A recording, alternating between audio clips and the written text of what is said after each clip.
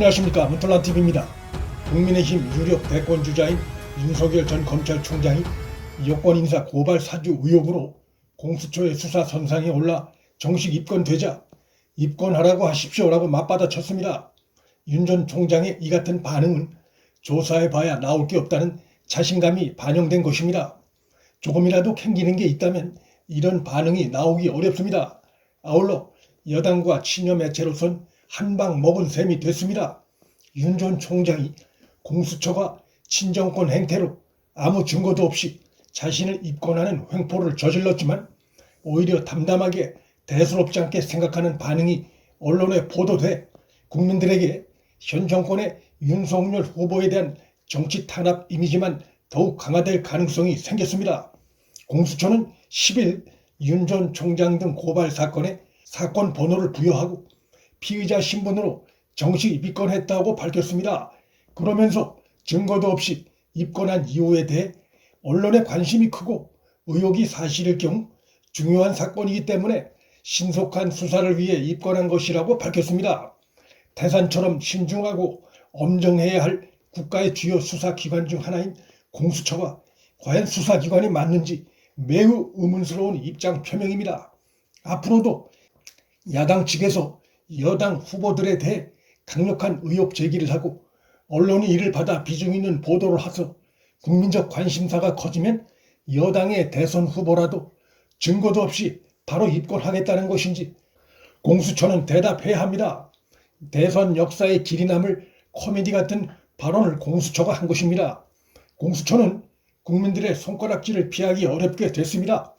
대선이 정확히 6개월 앞으로 다가왔는데 야당의 유력 대선 후보에 대해 증거도 없이 각종 혐의를 나열해 입건해놓고 후보에 대해 신속한 입장 정리도 하지 않고 대선 때까지 시간만 질질 끄는 행태를 이어갈 경우 공수처장과 관련 검사와 수사요원들은 향후 직권남용, 수사권 남용 등의 혐의로 처벌을 면하기 어렵습니다. 공수처의 이번 행태는 제2의 울산 선거 공작 사건이며 제2의 김대엽 병풍 공작 사건이란 비판이 고조되고 있습니다. 미래통합당의 김기현 당시 후보는 당에서 공천을 받은 날 자신의 핵심 측근이 경찰의 기습적인 압수수색을 당하는 상황이 뉴스를 타고 속보가 이어지면서 앞서 나가던 선거 판세가 뒤집어졌고 결국 그도 측근도 무혐의로 결론 났지만 그때는 선거에서 이미 패한 뒤였습니다. 이해창 후보 역시도 비슷한 공작에 당했습니다. 김대엽의 병풍 폭로가 허위고 조작이라는 사실이 알려진 것은 이 후보가 대선에서 패한 뒤였습니다. 하지만 윤석열 후보의 경우는 이미 과거 김대엽 병풍 사건이나 울산 선거 공작 사건을 경험했기 때문에 여권의 정치 공작에 호락호락 넘어가지 않을 것이란 전망이 우세합니다. 11일 현재 한겨레나 경향, MBC 등 일부 친여 매체를 제외한 대부분의 국내 언론들의 보도 태도는 공수처의 윤석열 입건에 대해 과도하다는 우려의 무게를 싣고 있습니다. 수사 실무적 차원에서도 공수처가 윤석열 후보가 소위 고발 사주 의혹에 관여됐다는 증거를 찾기는 사실상 불가능한 상황입니다. 윤 후보의 혐의를 찾으려면 1차적으로 손준성 검사가 김웅에게 자료를 건넸다는 증거를 찾아야 하는데 김웅은 휴대폰을 6개월마다 교체하기 때문에 1년 반 전의 자료가 남아있을 리 없고 손준성 검사의 경우 역시 검찰 내 친정권 세력이 지난해 12월경에 소위 판사 사찰 의혹을 윤 후보에게 뒤집어 씌우려 공작할 당시에 손 검사의 휴대폰과 컴퓨터를 그때 압수수색한 바 있습니다. 그러나 당시 아무런 증거도 찾지 못했습니다. 당시 못 찾은 자료가 지금 생성될 리가 없습니다. 여기에다가 손 검사가 지난해 대검 감찰을 받은 이후 자신의 휴대전화를 교체했을 가능성도 충분히 있습니다.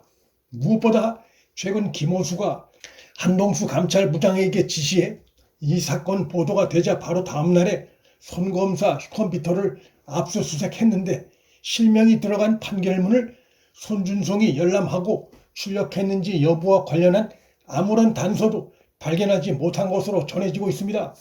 단서를 찾았다면 지금쯤 바로 수사에 착수했을 것입니다. 공수처가 먼저 수사하게 놔뒀을 리가 없습니다. 뒤늦게 자신이 제보했다고 실토한 조성은이 보관하고 있었다는 휴대폰과 USB 등에 담긴 자료는 김웅에서 조성은에게 넘어간 자료 유무를 입증하는 것이지, 그것이 손준성에서 김웅에게 건네간 자료를 의미하는 것이 아닙니다. 그 전 단계에 해당하는 부분이 잘려나간 상태에서 윤 후보에 대해 조사를 진행할 수가 없습니다. 친정권 세력이 갖고 있는 단 하나의 정황 증거라면 손준성 검사가 윤석열 후보의 최측근이란 주장인데, 이것도 추미애가 손준성 검사를 사안 발생 2달 전에 임명한 사실이 드러나 그 힘을 완전히 잃어버렸습니다. 결국 소위 고발사주 의혹 관련해 윤석열 후보와의 어떤 연결고리도 없는 상태에서 공수처가 윤 후보를 입건한 것은 공수처의 해명, 즉 대선을 앞두고 신속한 진상규명을 위함이라는 말을 그대로 믿는다 해도 수사기관으로서의 무능함을 드러낸 것이고, 그렇지 않다면 정권의 정치 공작에 공수처가 손뼉을 마주친 행태라 할 것입니다. 공수처는 언론의 의혹을 처음 제기한 제보자를 대면 조사하거나 대검찰청으로부터 관련 자료를 받은 적도 없습니다. 또 윤 전 총장이 손 검사에게 고발장 작성 등을 지시한 정황도 나온 바가 전혀 없습니다. 중간 전달자에 대한 조사도 없는 상황에서 일단 해보자는 식으로 윤 후보를 덜컥 입건한 셈입니다. 공수처의 무능과 지독한 정권 눈치 보기 행태입니다. 제보자임을 실토한 조성은이 뉴스버스에 제보하기 전과 후로 국정원장 박지원을 수차례 만난 사실이 드러나 이번 사안에 대한 정권의 정치 공작 의혹이 더 커질 수밖에 없게 됐습니다. 여와 야를 왔다 갔다 해온 조성은의 수상한 행적도 짙은 의혹에 휩싸여 있습니다. 전부터 잘 아는 사이였다고 주장하나 바쁜 국정원장이 고발장 사주 의혹 제보자인 조성은을 이렇게 보도 전후로 수차례 만났다는 것은 결코 그냥 지나칠 일이 아닙니다. 박지원과 그의 상관인 문재인에 대한 특검이 필요한 상황입니다. 박지원이 조성은으로부터 들은 얘기를 문재인에게 건넸는지 확실히 밝혀야 합니다. 윤석열 후보 죽이기가 시도되면 될수록 정권의 정치 공작 의혹과 정황이 꼬리에 꼬리를 물고 있습니다. 문틀란TV 여기서 마칩니다. 구독과 좋아요, 알림 설정은 방송 제작에 큰 힘이 됩니다. 시청해 주셔서 감사합니다.